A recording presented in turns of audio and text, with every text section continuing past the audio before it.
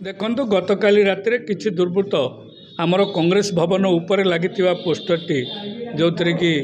अखिल Bharat Congress committee सभापति राहुल गांधी राज्य सभापति और जिला सभापति फोटो लगी संपूर्ण भाव में चिरिकी नष्ट कर तेणु आज आम आपण मानक डाकिबार कारण या विरुद्ध में आम पुलिस स्टेशन रे रिपोर्ट करूँ ब्रह्मपुर टाउन थाना रे कांग्रेस भवनटा जेहेतु टाउन थाना अंतर्गत से गोटे रिपोर्ट करूँ एवं आउ जड़े कांग्रेस नेता जार कि पोस्टर लगी रश्मि पट्टनायक तांकर 3टी एरिया रे थिला बड़ बजार टाउन एवं बीएनपुर थाना रे सेठी हमर युव कांग्रेस सभापति विकास नायक मध्य रिपोर्ट करिसेंती टोटाल 4टी रिपोर्ट करा जायछि कारण आगामी 2024 रे जो निर्वाचन आसुची ए निर्वाचन अबाध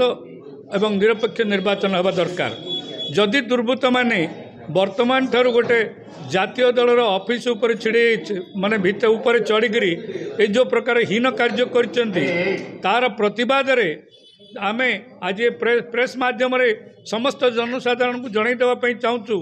जे एई दुर्बृत्त माने किए तांकु सीसीटीवी रे पुलिस सीसीटीवी फुटेज जांच करू एवं सेमान को तुरंत गिरफ्त करी दृढ़ कार्यानुष्ठान ग्रहण करू कारण जदि